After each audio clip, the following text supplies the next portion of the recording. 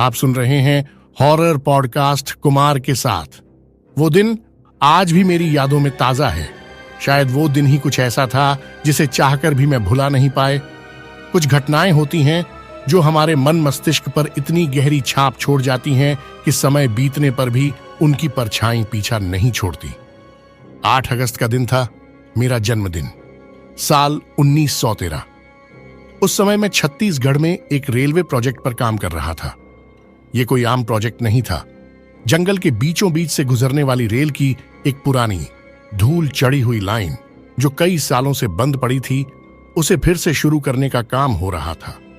यह मेरी जिंदगी का पहला ऐसा प्रोजेक्ट था जो शहरों की भीड़ भाड़ से कोसों दूर था, घने और डरावने जंगलों के बीच। कहते हैं 1935 के दशक में भी इस प्रोजेक्ट पर काम शुरू हुआ था, लेकिन जब जंगल की पटरियों पर मजदूरों ने काम करना शुरू किया तो एक एक कर वे अचानक गायब होने लगे। ऐसा कहा जाता है कि किसी अज्ञात शक्ति ने उन्हें निगल लिया और जो बचे थे उनकी हालत देखकर रूह कांप जाती थी। तो कुछ मजदूर डर के मारे उस जगह को छोड़कर भाग गए थे। पर आज के अफसरों की माने तो जंगली जानवर की डर की वजह से वह सारे मजदूर जंगल छोड़कर भाग गए थे। अब सच क्या था मुझे ठीक से पता नहीं था। 2 जुलाई को मैं एक जीप लेकर पहली बार उस दूर दराज के जंगल के अंदर पहुंचा था। मेरे जाने से एक दिन पहले ही वहां टेंट वगैरह लगाए गए थे और ट्रक से भारी भरकम सामान को पहुंचाया गया था। पर मैंने जो भी उस जगह के बारे में सुना था तो मैंने टेंट में रुकने से साफ साफ इनकार कर दिया। मैंने अपने लिए ही नहीं बल्कि मेरे साथ जो 1515 मजदूर थे उनको भी टेंट में रुकने से मना कर दिया, क्योंकि मैं अकेला ही वहां का इंजीनियर भी था और उन मजदूर का सुपरवाइजर भी था। इसीलिए जब तक कि हमारा वहां रुकने का ठीक से इंतजाम नहीं हो जाता और हमारी सुरक्षा के लिए गार्ड नहीं मिल जाते, मैंने किसी को भी जंगल में रुकने नहीं दिया। हम सब दिन भर वहां काम करते और अंधेरा होने से पहले ही जंगल से निकल जाते थे। बीच बीच में कुछ बड़े बड़े अफसर अपनी बड़ी बड़ी गाड़ियों में बैठकर दिन में एक बार आकर काम कहां तक पहुंचा है यह देखकर वापस चले जाते थे। पर तब रेल लाइन का काम बहुत जल्दी होना जरूरी था, क्योंकि उस काम के लिए गवर्नमेंट का खर्चा बढ़ता ही चला जा रहा था और हम सबका जंगल में आने जाने में काफी समय गुजर रहा था। तो दिन भर में बस 3 या 4 ही घंटे काम होता था। इसीलिए फिर एक ट्रेन को जंगल के अंदर जहां तक पटरियां बिछी हुई थी वहां तक लाया गया और हम सबका उस ट्रेन में रहने का इंतजाम कर दिया गया और हमारी सुरक्षा के लिए कुछ हथियार दिए गए। ट्रेन के आने के बाद मुझे उस जंगल में थोड़ा बहुत सुरक्षित लगने लगा था। अब आने जाने की प्रॉब्लम तो सॉल्व हो गई थी, लेकिन फिर भी मैं किसी को भी अंधेरा होने के बाद काम नहीं करने देता था, क्योंकि उन सब मजदूरों की जिम्मेदारी मुझ पर ही थी। पर उस जंगल की सच्चाई कुछ और ही थी जिससे हम सब अब तक अनजान थे। मैंने सब मजदूरों को वार्निंग दे रखी थी कि अंधेरा होने के बाद सब लोग अपने अपने बोगी के दरवाजों को अंदर से बंद कर लेंगे और मेरी इजाजत के बगैर कोई भी गाड़ी से नीचे नहीं उतरे। अब काम थोड़ा तेजी से चल रहा था। अब हम सुबह सुबह उठकर दिन में 7 या 8 घंटे काम करते थे। कभी कभी तो 10 से 12 घंटे तक काम चलता था और ऐसे ही 2-4 दिन गुजर गए। एक रात जब मैं उस ट्रेन में सो रहा था तो मैंने ट्रेन के बोगी पर बाहर की तरफ से नाखूनों से कुरेदने की आवाज सुनी। उस आवाज से मेरी नींद टूट गई, पर मैं जानता था कि शायद ये कोई जंगली जानवर या फिर कोई भालू वगैरह होगा। तो उस वक्त मैंने सोचा कि इस वक्त बाहर जाना ठीक नहीं होगा और मैं फिर से सोने की कोशिश करने लगा। पर रात भर मैंने कई बार वह खरोचने की आवाज सुनी। शायद कोई जानवर था जो इंसानी महक को सूंघ रहा था। सुबह होते ही मैंने सब मजदूरों को रात की उस आवाज के बारे में बताया तो बाकी सब ने कहा वह तो बहुत गहरी नींद में थे। तो किसी ने वह आवाज नहीं सुनी। बस एक मजदूर था जिसने रात को लोहे पर खरोचने की आवाज सुनी थी। उसके बाद जब मैंने हमारी ट्रेन की सभी बोगियों को बाहर से देखा तो मैं हैरान रह गया। ट्रेन की बोगियों पर बाहर की तरफ से जगह जगह पर बड़े बड़े नाखूनों से खरोचने के निशान थे और वह निशान सिर्फ खरोचने के नहीं थे, बल्कि बहुत सी जगह पर भोगी के लोहे की उस मोटी परत को चीरा पड़ा हुआ था। मुझे यह समझते देर नहीं लगी कि यह काम किसी भालू या किसी जंगली जानवर का नहीं है, और यह काम किसी इंसान, क्योंकि ना जानवर और ना ही किसी इंसान की नाखून में इतनी ताकत होती है कि वह लोहे की मोटी परत को चीर कर निकल जाए। वो देख मैंने सब मजदूरों को बस सावधान रहने को कहा और अपने अपने हथियार हर वक्त अपने पास रखने को बोला। हमारा किसी चीज से सामना था, हमें कुछ भी पता नहीं था, पर मैं हर वक्त तैयार रहना चाहता था। उसी दिन भर काम करने के बाद रात में मैं कुछ 3 या 4 मजदूरों के साथ बोगी के बाहर बैठा हुआ था। सामने कुछ लकड़ियां इकट्ठा कर आग जलाई गई थी और हम सब उस जंगल में रात की उस ठिठुरते हुई ठंड में आग के सामने बैठकर उस आग की लपटों से अपने हाथ पैर सेक रहे थे। तब एक मजदूर ने मुझसे कहा, साहब और कितने दिन लगेंगे काम पूरा होने में? मैंने कहा, पता नहीं, यही कोई 20 या 25 दिन और लग जाएंगे। शायद तो उस मजदूर ने जंगल में यहां वहां देखते हुए मेरे बहुत पास आकर कहा, साहब मुझे घर जाना है, मुझे यहां अब और काम नहीं करना। तो मैंने उससे कहा, अरे तुम चिंता ना करो, कुछ ही दिनों की तो बात है, बस कुछ दिन के बाद मैं दूसरी टीम को यहां बुलाने वाला हूं, फिर हम सब घर जा सकते हैं। तो उसने थोड़ी रोती हुई आवाज में कहा, नहीं साहब, मुझे कल ही घर जाना है। तो मैंने उसे समझाते हुए कहा, अरे भूपेंद्र नाम है ना तुम्हारा? तो उसने अपना सर हिलाते हुए हां कहा। तो मैंने कहा, तुम वही हो ना जिसने खरोचने की आवाज सुनी थी? हां देखो भूपेंद्र, जंगल में ये सब चीजें होती रहती है, बस कुछ ही दिनों की तो बात है, और फिर भी तुम्हें यहां डर लग रहा है तो मुझे कह देना, मैं कल ही तुम्हारे लिए गाड़ी का इंतजाम कर दूंगा, ठीक है? तो भूपेंद्र ने फिर से यहां वहां देखा और कहा, मैंने उसे देखा है। मैंने उसकी ओर हैरान नजरों से देखते हुए पूछा, किसे? उसने उतनी ही गंभीरता से मुझसे कहा, उसे ठीक से पता नहीं वह कैसा दिखता है, पर जिस तरह से वह हम सबको छुप छुप के घूर रहा था उसके इरादे ठीक नहीं लगते। शायद वह बहुत बुरी चीज है, कोई बुरी आत्मा भूत, ऐसा कुछ। तो मैंने कहा, भूपेंद्र तुम खामखा ही खुद भी डर रहे हो और बाकी सबको भी डरा रहे हो। पर उसका तो जैसे मेरे बात की तरफ ध्यान ही नहीं था, वह इस वक्त भी चुपके से हमें देख रहा होगा साहब। और इतना कहकर वो वहां से उठकर मजदूरों की बोगी में चला गया। मैंने बाकी सब की तरफ देखा तो उनमें से एक मजदूर ने कहा, साहब जाने दो, उसे बहुत डरपोक है, वह रात तो रात दिन में भी बहुत डरता है, पहली बार ऐसी अनजान सुनसान जगह पर आया है ना, और ऊपर से यह दिन रात जंगली जानवरों की आवाजें, इसलिए वह डर रहा होगा। तो मैंने अपनी गर्दन को हां में हिलाया और मैंने उस मजदूर को आग बुझाने को कहा कि कहीं उस आग की वजह से किसी जंगली जानवर को नुकसान ना हो जाए, और हम सब अपने अपनी बोगी के अंदर चले गए। दूसरे दिन सुबह एक अजीब आवाज की वजह से मेरी नींद टूट गई, जैसे कोई मुझे नींद से जगाना चाहता था। बाहर ठंड इतनी ज्यादा थी कि मुझसे उठा भी नहीं जा रहा था। मैं आधी नींद में ही था, पर वह आवाज मुझे बार बार सुनाई दे रही थी। मैंने आधी नींद में ही बोझल आंखों से बोगे की खिड़की से बाहर देखने की कोशिश की। मुझे दूर एक पेड़ के पीछे कुछ एक इंसानी परछाई जैसा कुछ दिखाई दिया। मैंने फिर अपने सिर को थोड़ा सा हिलाया और नींद से जागने की कोशिश की, और फिर से बाहर देखा। वो परछाई यहां से वहां घूम रही थी। मैंने फिर अपनी आंखों को मसलते हुए ठीक से देखा।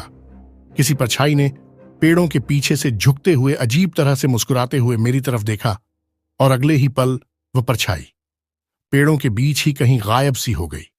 वह देख में उठकर बैठ गया। मैंने बार बार हर एक पेड़ को ठीक से देखा, पर अब मुझे उन पेड़ों के बीच वहां कोई भी हलचल नजर नहीं आ रही थी। मैंने थोड़ी देर के लिए कुछ सोचा और फिर उस बात को टाल दिया और फिर उठकर काम शुरू करने की तैयारी करने लगा। आज सबने करीब 10 घंटे काम किया था और अब दिन ढल रहा था और शाम हो गई थी। कुछ मजदूर रात के खाने का इंतजाम करने में लग गए तो कुछ बाकी सारे सामान को एक जगह जमा कर रहे थे। दिन भर काम करने के बाद मैं भी बहुत थक गया था और थककर मैं अपने बोगी में आकर एक सीट पर लेट गया। तभी मुझे बाहर से फिर वही आवाज सुनाई दी। उस आवाज को सुन मैंने झट से उठकर खिड़की से बाहर झांक कर देखा तो बाहर भूपेंद्र खड़ा था। मुझे देख वो थोड़ा सा मुस्कुराया तो मैंने उससे कहा, वो तुम ही थे ना जो आज सुबह ऐसी आवाज निकाल रहे थे? तो वह और थोड़ा मुस्कुराते हुए मेरी खिड़की की ओर पास आया और उसने कहा, मतलब आपने भी वह आवाज सुनी है ना? तो मैंने फिर उसे कहा, आवाज सुनी ही नहीं बल्कि तुम्हें भी देखा। तुम वहां कहीं मुझे देख झाड़ियों के पीछे छुप रहे थे, है ना? तो भूपेंद्र गंभीर होकर बोला, वो मैं नहीं था साहब, वो जिसे मैंने कल देखा था कोई आत्मा, बुरी आत्मा। सुबह जब मैंने वह आवाज सुनी मैं समझ गया कि यह उसकी आवाज है, इसलिए मैं सर से पांव तक चादर लपेटकर बस पड़ा रहा। पर अब आपने भी उसे देखा है, बोलो बोलो ना साहब, देखा है ना? तो मैंने फिर अपनी बात को ठीक करते हुए कहा, नहीं, उसे नहीं देखा। मतलब मैंने किसी को नहीं देखा, मैंने बस आवाज सुनी है और मैं यह भी जानता हूं कि वह किसी जानवर की आवाज थी। हालांकि मैं इस बात को अच्छी तरह से जानता था कि सुबह मैंने किसी काली परछाई को देखा जरूर था, पर मैं भूपेंद्र के सामने ऐसी बात नहीं करना चाहता था कि जिसे सुनकर वह और डर जाए और इस बात की वजह से बाकी सारे मजदूरों में भी डर फैल जाए। खाना खाने के बाद उस रात मैंने आगे क्या करना है इस बारे में बहुत सोचा और मैंने दूसरे ही दिन पास के स्टेशन ऑफिस के लिए अपने हाथ से ही लेटर लिखना शुरू कर दिया। तब मैंने एक अजीब चीज को महसूस किया था। कोई तो बोगी के ऊपर अपने बड़े बड़े कदमों के साथ चल रहा था, उसके भारी भारी कदमों की आवाज आ रही थी। अब वह भालू जैसा कोई जानवर था या फिर वह साया था, पता नहीं था। मैंने झट से अपनी बोगी की खिड़की को बंद कर लिया। उसके दूसरे दिन मेरा जन्मदिन था, तो उस दिन मैं मजदूरों को दिन भर का काम समझाकर पास ही के एक असिस्टेंट इंजीनियर के ऑफिस चला गया, ताकि वहां से मैं अपने ऑफिस को लेटर और अपने घर फोन कर सकूं। बहुत दिनों बाद मैंने अपने घर फोन किया था। घर में सब मेरा इंतजार कर रहे थे।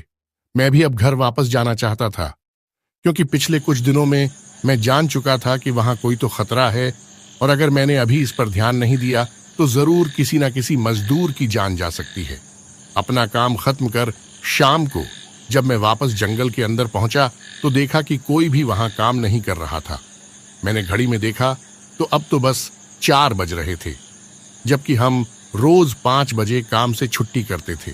जब मैं बोगियों के पास पहुंचा तो बोगी की सारी खिड़की दरवाजे बंद थे, वहां भी कोई नजर नहीं आ रहा था।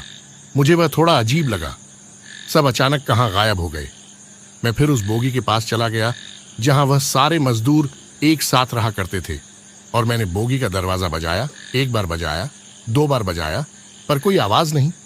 अरे अरे, कहां चले गए सब? मैं यहां नहीं था तो काम से जल्दी छुट्टी ले ली क्या? मेरी आवाज सुनकर एक मजदूर ने बोगी की खिड़की को थोड़ा सा खोला और मुझे देखा और धीरे से कहा, साहब जल्दी से अंदर आ जाइए। और फिर दूसरे एक मजदूर ने बोगे का दरवाजा खोला। मैं उनकी बोगी के अंदर चला गया तो सब एक दूसरे से लिपट कर बैठे हुए थे। कुछ 3 या 4 मजदूर को बहुत बुरी तरह से बुखार चढ़ा हुआ था। उनकी हालत देख मैं भी चौंक गया। अरे क्या हो गया है इनको? चलो अभी के अभी हॉस्पिटल चलते हैं। मैंने 1-2 मजदूरों को उन्हें उठाकर गाड़ी में रखने को कहा और उन्हें अपने साथ चलने को कहा, पर कोई भी अपनी जगह से 1 इंच भी हिलने को तैयार नहीं था। तो मैंने फिर कहा, अरे तुम्हें सुनाई नहीं देता क्या? यह लोग बीमार है, इन्हें जल्द से जल्द हॉस्पिटल ले जाना होगा। भूपेंद्र, चलो उठाओ इन सबको। पर मैंने उन सब मजदूरों को गौर से देखा। भूपेंद्र वहां था ही नहीं। मैं समझ गया कि कुछ तो बहुत बड़ी गड़बड़ हो गई है। एक मजदूर बहुत कांप रहा था, तो मैं उसके पास चला गया और उसे प्यार से पूछा, यहां क्या हुआ है? मुझे ठीक ठीक बताओ, और भूपेंद्र कहाँ है? पहले तो वह बात करने से भी डर रहा था। मैंने किसी तरह उसे समझाया, अरे कुछ तो बताओ, वरना मुझे आगे क्या करना है कैसे पता चलेगा?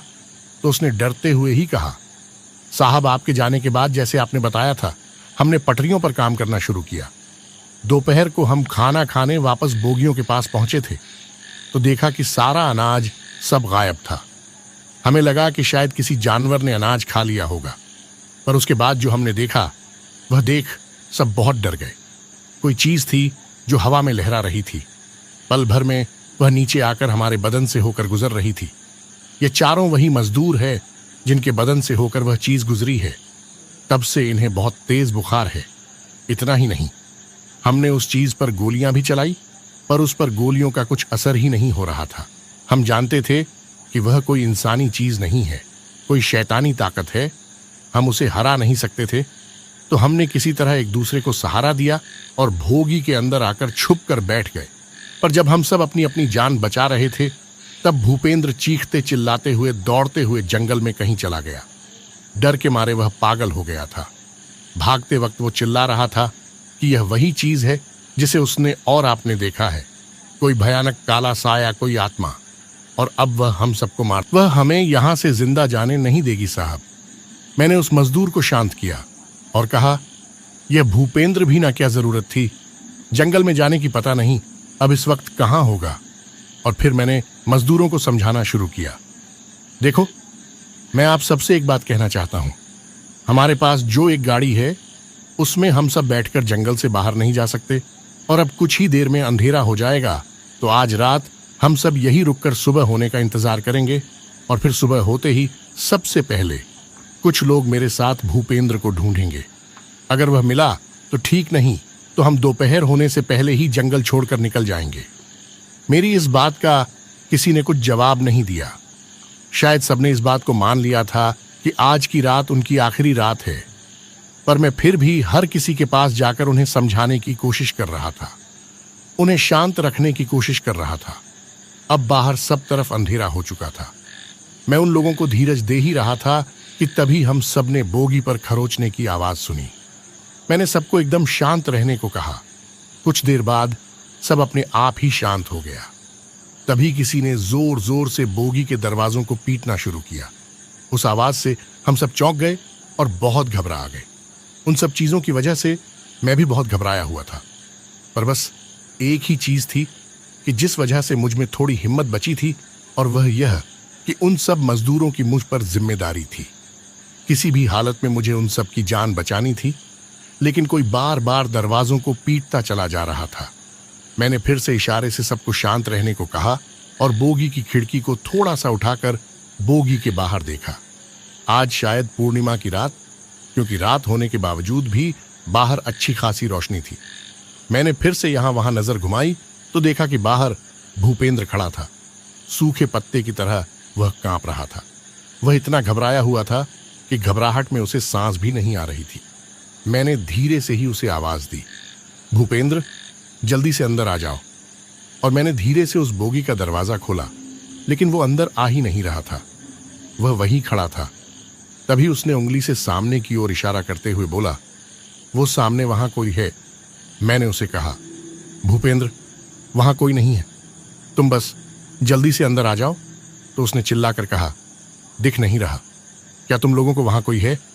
तो मैंने फिर से उसे कहा, भूपेंद्र, तुम अपने साथ साथ दूसरों की जान भी खतरे में डाल रहे हो, जल्दी से अंदर आ जाओ। और फिर बात करते करते अचानक ही उसकी आवाज बदल गई, अरे वह सामने दिख नहीं रहा। क्या वो वहां पेड़ के पीछे वो इंसान नहीं है? पक्का कोई आत्मा है।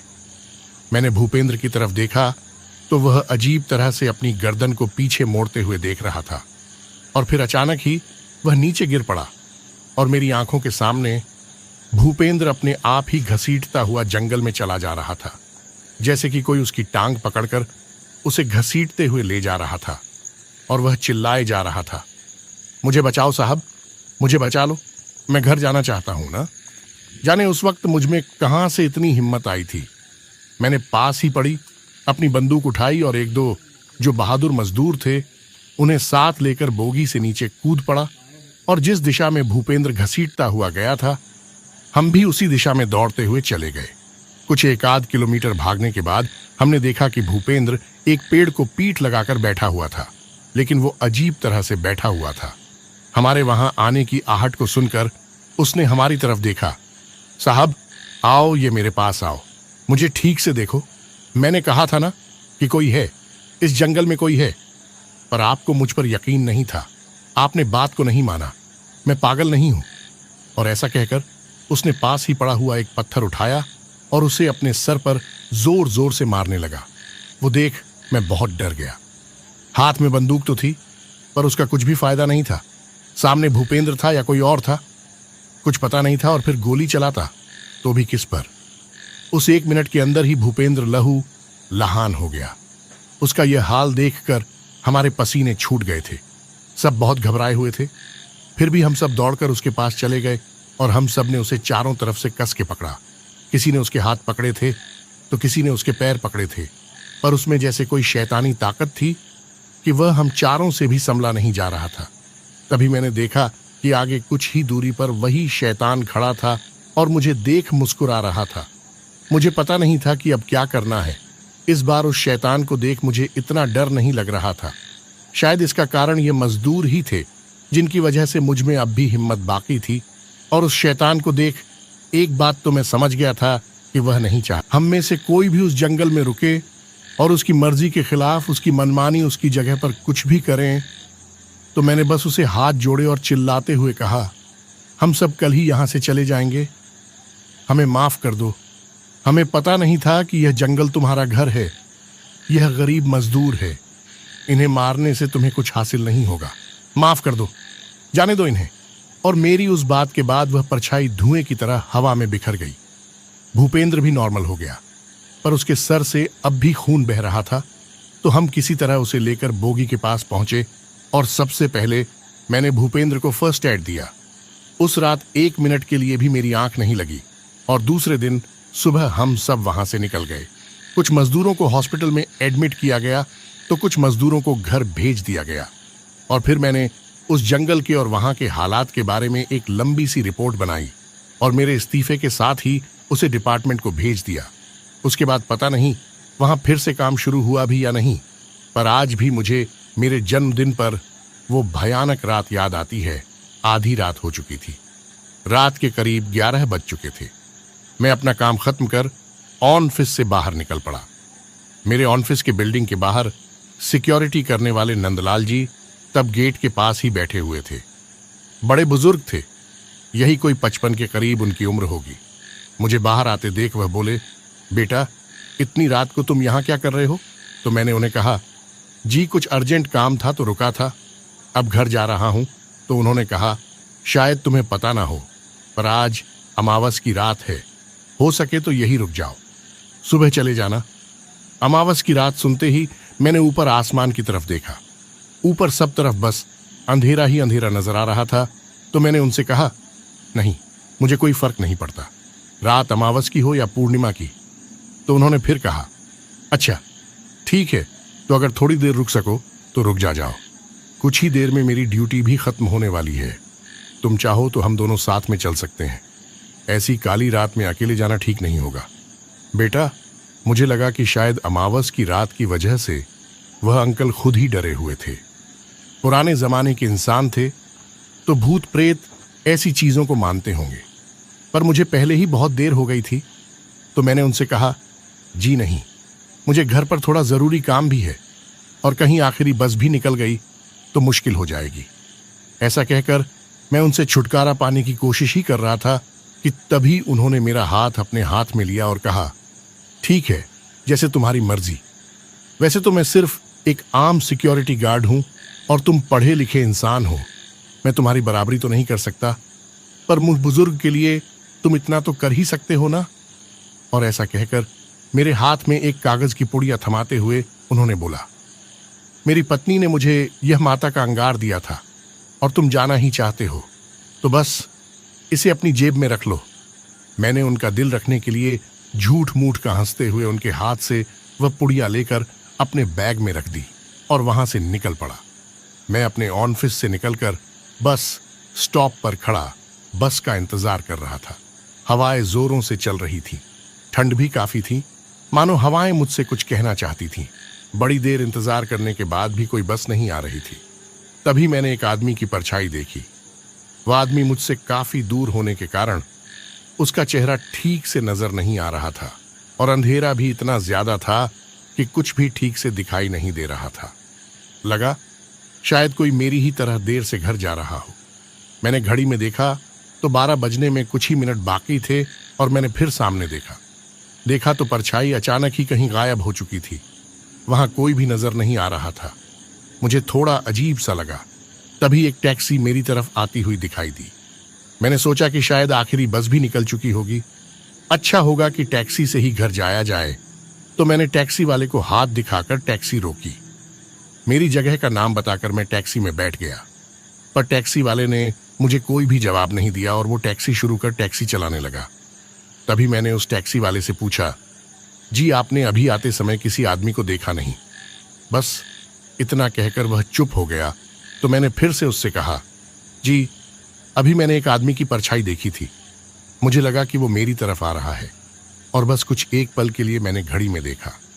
तब तक वह आदमी वहां से कहीं गायब हो चुका था और वह आदमी जहां खड़ा था, आपकी टैक्सी उसी तरफ से मेरी ओर आ रही थी। इसीलिए मैंने आपसे पूछा, शायद आपने उस आदमी को देखा हो। एक बार बोला, ना नहीं देखा। मुझे वो टैक्सी वाला थोड़ा अजीब लगा तो मैं चुपचाप बैठा रहा। मेरा ध्यान टैक्सी में लगे मिरर की ओर गया तो मैंने देखा कि वो टैक्सी ड्राइवर बार बार मुझे उस मिरर में देख रहा था। कुछ देर बाद उस टैक्सी वाले ने मुझे घूरते हुए कहा, शायद आप जानते नहीं कि आज अमावस की रात है और अमावस की रात कोई साया दिखना आम बात है। मैंने भी मिरर में देखा पर उस आदमी का चेहरा मुझे ठीक से नजर नहीं आ रहा था। मैंने उससे कहा, मतलब क्या है तुम्हारा? क्या वह कोई भूत था? यही कहना चाहते हो ना तुम? हाँ, पर शायद आपको आपकी मंजिल तक पहुंचाना मेरे नसीब में लिखा था। मुझे उस आदमी पर गुस्सा आया। एक तो ठीक से बात नहीं कर रहा था और उसे लग रहा था कि उसकी ऐसी बातें सुनकर मैं डर जाऊंगा, तो मैंने थोड़ा चिल्लाकर कहा, क्या तुम पागल हो? कौन सी मंजिल की बात कर रहे हो? तुम्हें क्या लगता है ऐसी बातों से मैं डर जाऊंगा? मेरी बात सुनकर वो टैक्सी ड्राइवर हंसने लगा। आप मुझे कुछ भी कहे पर आज की रात आपकी मौत तय है। मैंने फिर गुस्से में कहा, अजीब आदमी हो यार, कुछ भी बके जा रहे हो। ये मंजिल, ये मौत क्या पागलपन है? टैक्सी रोको, अभी के अभी। टैक्सी रोको? तो उस टैक्सी वाले ने फिर कहा, आज आपकी मौत तय है, क्योंकि मैंने भी वह साया देखा था जो अभी कुछ देर पहले आपने देखा था, और जो भी उस साए को देख लेता है उसकी मौत तय होती है।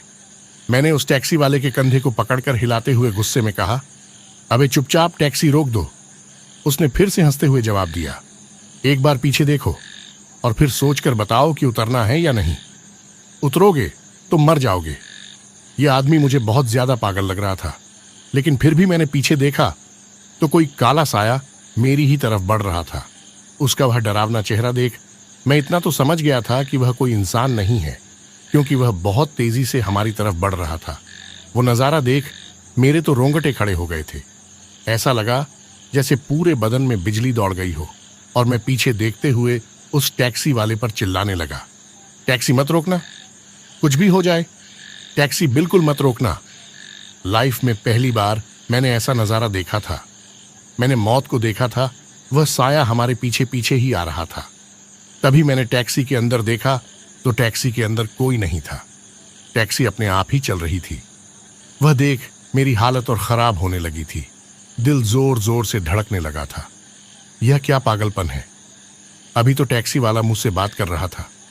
मैंने पीछे देखा तो वो टैक्सी वाला एक सड़क के किनारे खड़ा होकर मेरी ही तरफ देख हंस रहा था।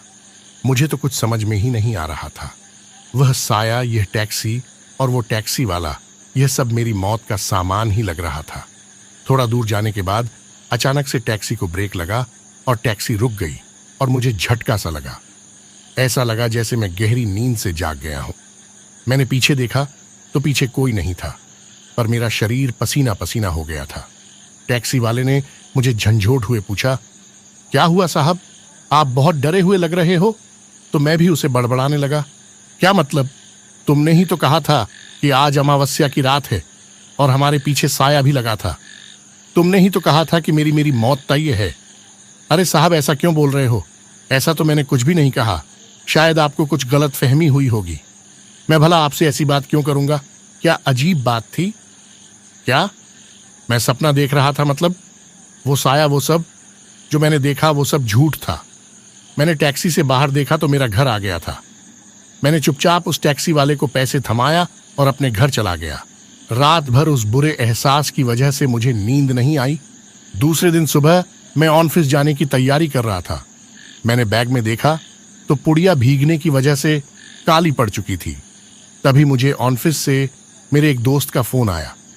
अरे कहाँ पर है तू? अभी जस्ट निकल रहा था। क्या हुआ, नींद नहीं हुई क्या? हाँ ऐसा ही कुछ। तो मेरी बात को बीच में ही तोड़ते हुए बोला, अच्छा अब निकल ही रहा है तो एक काम कर, ऑफिस आने से पहले वो फैक्ट्री के आगे बीच रास्ते में जो शमशान है ना, वहां पर आ जाना। तो मैंने उससे पूछा, क्यों, क्या हुआ? तो उसने कहा, अरे वो नंदलाल जी है ना, हमारे सिक्योरिटी वाले अंकल, उनकी कल रात एक हादसे में मौत हो गई। उनके अंतिम संस्कार के लिए हम सब वहीं जा रहे हैं। सुना है कि किसी टैक्सी ने टक्कर मारी थी। इतना सुनते ही मेरे हाथ से फोन नीचे गिर गया और मैं नंदलाल जी के दिए पुड़िया की तरफ बस देखता रहा।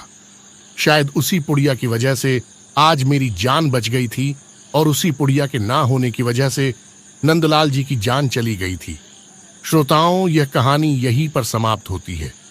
अब आपको एक सच्ची घटना पर आधारित कहानी की ओर ले कई लोगों ने तो उसके रोने की आवाज तक सुनी थी, तो कुछ लोगों ने उसे देखने का दावा भी किया था, और जिन्होंने भी उसे देखा था उनका कहना था वो चुड़ैल सफेद साड़ी में दिखाई देती है और रात भर अपने शिकार को ढूंढती यहां वहां भटकती है। ऐसे ही एक रोज की बात है, मेरे एग्जाम का आखिरी पेपर था और उसी दिन पास ही के एक गांव में हमारे एक रिश्तेदार की शादी भी थी। मेरे एग्जाम के कारण मैं शादी अटेंड नहीं कर सकता था। असल में मैं खुद शादी में जाना भी नहीं चाहता था। अब उस दिन आखिरी पेपर था, तो मेरा और मेरे कुछ दोस्तों का घूमने फिरने का प्लान था।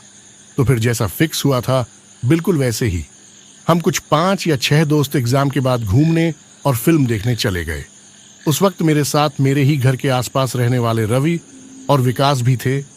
हमने दिन भर बहुत एंजॉय किया, घूमा फिरा, मूवी देखा और फिर घर के लिए निकल गए।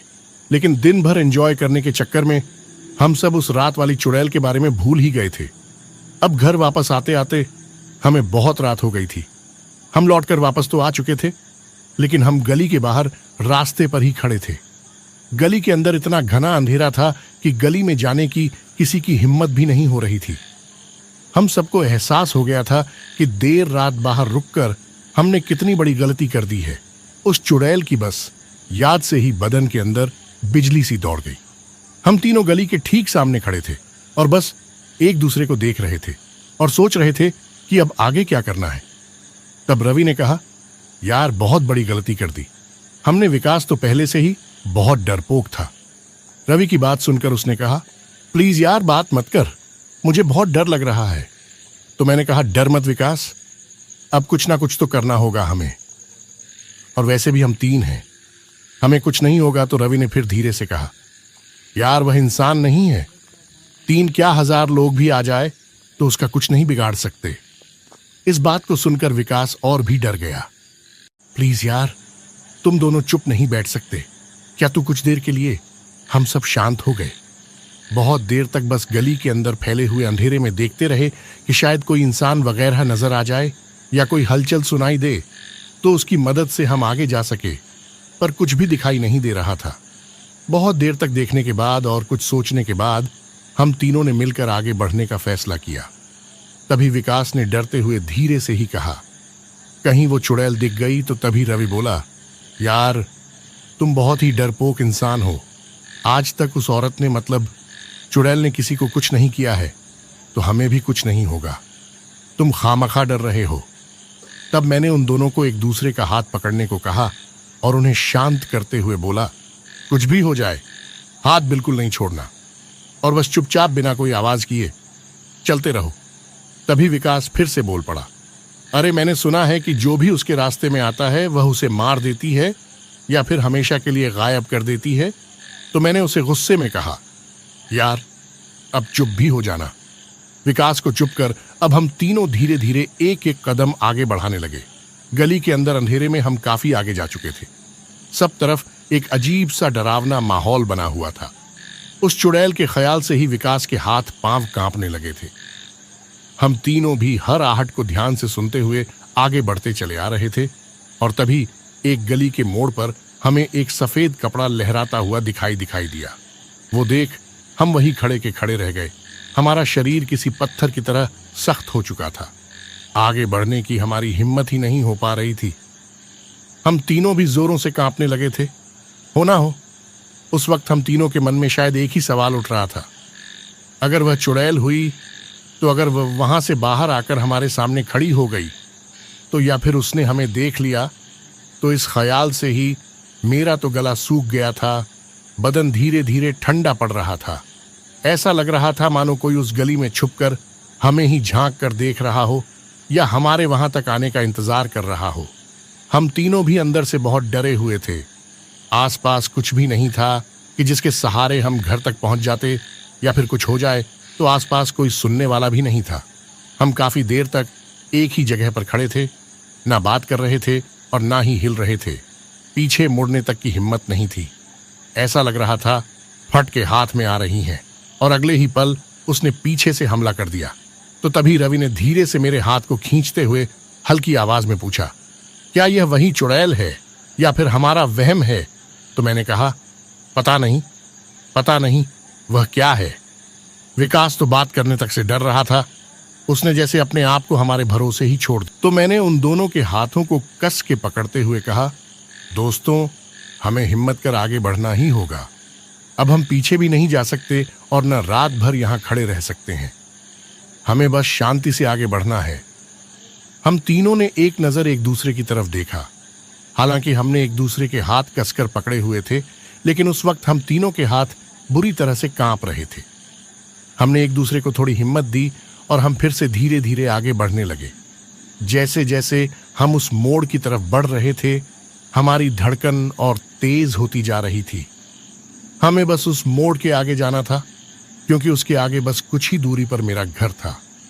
दूसरा तरीका यह था कि उसी गली के दाईं तरफ एक छोटा सा मंदिर था। कुछ भी गलत हो जाए तो हम उस मंदिर में आसरा ले सकते थे, या उस मंदिर के पीछे से होकर घर की तरफ जा सकते थे। तो मैंने उन दोनों को दाईं तरफ की गली से जाने का इशारा किया और हम धीरे धीरे आगे बढ़ने लगे। पर अचानक ही हमें किसी के रोने की आवाज सुनाई देने लगी, और वो आवाज सुनकर हमारे पैर जैसे जम से गए। हम तीनों फिर से जहां खड़े थे वहीं पर रुक गए। वो सच में किसी औरत की आवाज थी। हमारे आसपास कोई तो था जो रो रहा था। वह रोने की आवाज सुनकर हमारी हालत और भी खराब हो गई। विकास के चेहरे का तो रंग ही उजड़ गया था, जैसे एक विधवा औरत का पहला दिन हो। मेरे तो कान के पीछे से पसीना बहने लगा था। रवि भी बहुत डरा हुआ था, पर वो अकेला था, जिसकी वजह से मुझ में थोड़ी हिम्मत बाकी थी। मैंने हिम्मत कर उन दोनों से कहा, देखो, दाईं तरफ मंदिर है और बाईं तरफ वो चुड़ैल हो सकती है। यहां रुकने से हम सब फंस सकते हैं। एक ही रास्ता है, हमें मंदिर की ओर चले जाना चाहिए, या फिर यही खड़े होकर उस चुड़ैल के आने का और अपनी मौत का इंतजार करें। तो विकास ने कहा, तुम दोनों पागल हो। मैंने पहले ही कहा था ना, वहां कोई है। वो उसी औरत की साड़ी लहरा रही है। अब हमें कोई नहीं बचा सकता। हमारी मौत पक्की है। तो मैंने उसे अपनी तरफ खींचते हुए कहा, और यहां रुकना भी कौन सी समझदारी है। अब कुछ मत सोचो, बस एक दूसरे का हाथ पकड़ते हुए आगे बढ़ते रहो और उस आवाज की तरफ बिना ध्यान दिए दाईं तरफ मंदिर की ओर मुड़ जाओ। हमने फिर से आगे चलना शुरू किया। हमें अब रोने की आवाज साफ साफ सुनाई दे रही थी। सच में वो किसी औरत की आवाज थी। धीरे धीरे हम उस गली के मोड़ पर आ गए। हम बिना बाईं तरफ देखे दाईं तरफ मुड़ गए, और जैसे ही हमने मंदिर की तरफ देखा, हमारी आंखें फटी की फटी रह गई। कोई औरत थी जो मंदिर की सीढ़ियों पर बैठी रो रही थी। जैसे कि हमने सुना था, बिल्कुल वैसे ही उसके बदन पर सफेद साड़ी थी, बाल खुले हुए थे और बालों से चेहरा पूरी तरह से ढका हुआ था। उसे देखते ही हमारी तो हवा निकल गई। सारा शरीर एकदम से ठंडा पड़ गया। पैर इतना भारी लगने जैसे गर्भवती के पांव बदन पसीना पसीना हो गया। हमारे हाथ पांव और भी जोर जोर से कांपने लगे। वो औरत अपने दोनों हाथों में अपने चेहरे को छुपाकर रो रही थी। हम सब अपने पैरों को धीरे धीरे पीछे खिसकाते हुए जा ही रहे थे कि शायद उस चुड़ैल को हमारे वहां होने की भनक लग गई। वह रोते रोते अचानक ही शांत हो गई और अपना सिर उठाकर बालों के बीच से हमारी तरफ देखने लगी, मानो अब वो हम पर झपट कर हमें पकड़ने ही वाली हो। वो देख हमने वहां से पीछे मुड़कर पूरी ताकत से दौड़ना शुरू किया। भागते भागते हम तीनों मेरे घर तक आ पहुंचे। वो क्या चीज थी, कौन थी, हमें कुछ भी पता नहीं था, पर वह बहुत डरावनी थी। पर हम तीनों बाल बाल बच गए थे। उस रात मेरे दोनों दोस्त मेरे ही घर पर रुक गए। जैसे तैसे डर डर के हमने वह रात गुजारी। सुबह होते ही मेरे दोस्त अपने अपने घर चले गए और मेरे घर वाले भी तब तक शादी से घर वापस आ गए थे। तो मैंने मेरे पिताजी को रात के उस किस्से के बारे में बताया कि कैसे हमने उस चुड़ैल को देखा और उसे देख हमारी क्या हालत हुई थी। लेकिन मेरी बात सुनकर उल्टा वो जोर जोर से हंसने लगे। जब मैंने उनसे हंसने का कारण पूछा तो बोले, बेटा, हमारे इलाके में कोई चुड़ैल वगैरह नहीं है, यह सब अफवाह हैं, और जिसे तुम लोगों ने देखा ना, वह कोई चुड़ैल नहीं थी। वह हमारे ही पीछे की गली में रहने वाली एक बदनसीब औरत है। कुछ ही दिन पहले उस औरत के जवान बेटे की एक एक्सीडेंट में मौत हो गई है, और उसके पति की भी कुछ हफ्ते पहले बीमारी के चलते मौत हुई थी। पति और बेटे की मौत के बाद उसी वजह से उस औरत को बहुत बुरा सदमा लगा है, और इसलिए वह रात दिन अपने पति और बेटे की याद में रोती रहती है। मैंने खुद कई बार उसे उस मंदिर के सामने बैठ और यहाँ वहां घूमते हुए देखा है। लोग खामखा अवाए फैलाते हैं। वह कोई चुड़ैल नहीं है, वह वही औरत है जो अपने बेटे की याद में रात रात यहाँ वहां भटकती रहती है। पापा की बात सुनकर मुझे अपने आप पर थोड़ी हंसी, लेकिन उस औरत के बारे में सुनकर बहुत बुरा भी लगा। कितना बुरा लगता है ना, जब अपना कोई हमें हमेशा के लिए छोड़कर चला जाए, तब जब हमारे पास उसके अलावा जीने का दूसरा कोई सहारा ही ना हो। देखो मित्रों, यह दोनों कहानी यहीं पर अब समाप्त होती है। आपने ऊपर वाली कहानी और नीचे वाली घटना पर आधारित यह एक सच्ची घटना है। शायद आप लोगों के साथ भी ऐसा हुआ होगा, तो आपको जैसी भी लगी हमें कमेंट करके जरूर बताइए, क्योंकि कमेंट अगर आप करते हो तो हमें इंस्पिरेशन मिलती है। अच्छी अच्छी कहानियां ढूंढकर हम आपके लिए लाते हैं। और अगर आप हमारे इस चैनल पर नए हैं तो चैनल को सब्सक्राइब करना बिल्कुल मत भूलना, क्योंकि यही एक हमारे रिश्ते की मजबूत गांठ है। उसके अलावा बेल आइकन जो है उसको दबाकर आल पर सेट कर दे, ताकि हमारी हर वीडियो आपके पास जल्दी से जल्दी वह सबसे पहले पहुंचे। तो चलते हैं दोस्तों, मिलते हैं एक नई घटना पर आधारित कहानी के साथ। तब तक के लिए अपना और अपने परिवार का पूर्ण ख्याल रखना। धन्यवाद।